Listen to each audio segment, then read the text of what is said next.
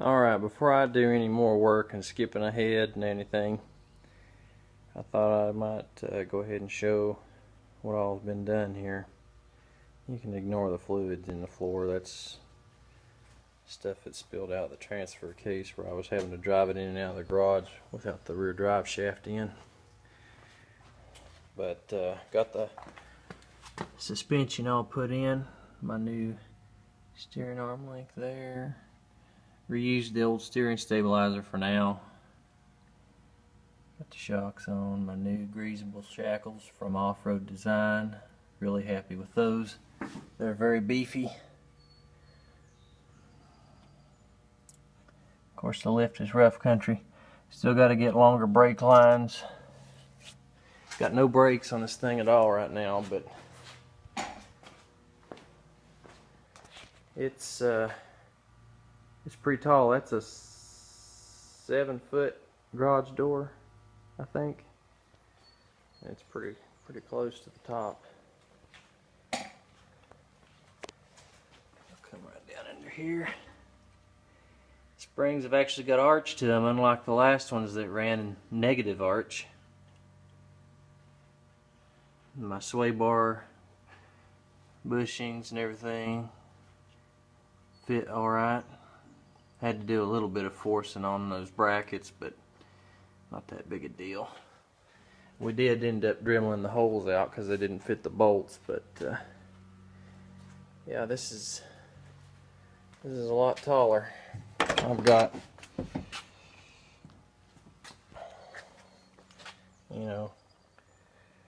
I've got a ways, have to step up in here.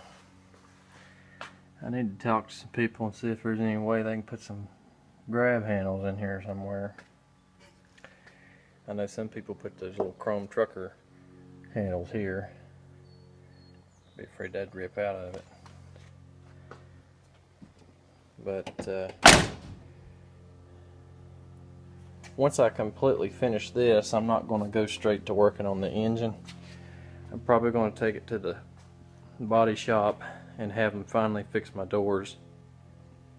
I got quoted about a little over $100 a door to realign them, put the hinge pins in, and put my window motors in, and then I can finally have all that back together orderly.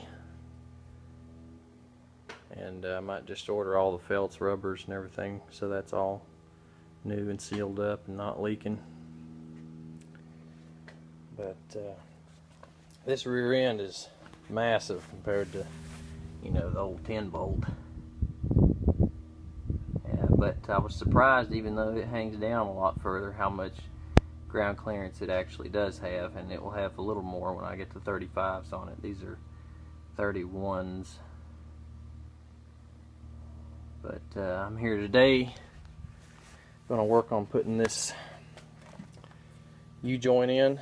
This is a part number 447, kind of an adapter U-joint.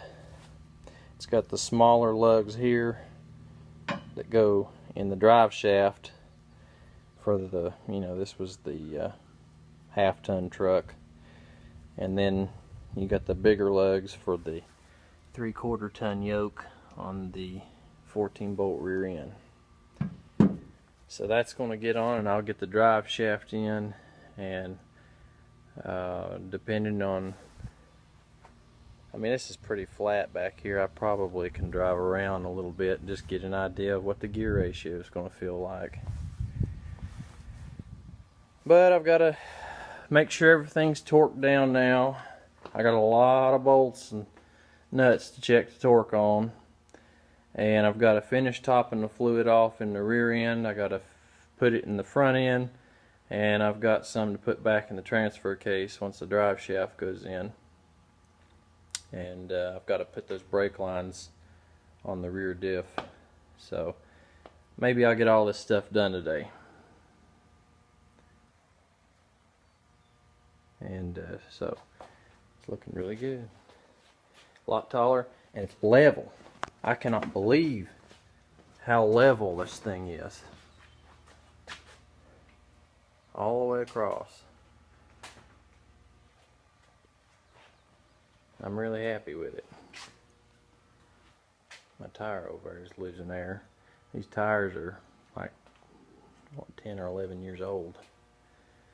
So they'll be coming off there as soon as I can. Stay tuned.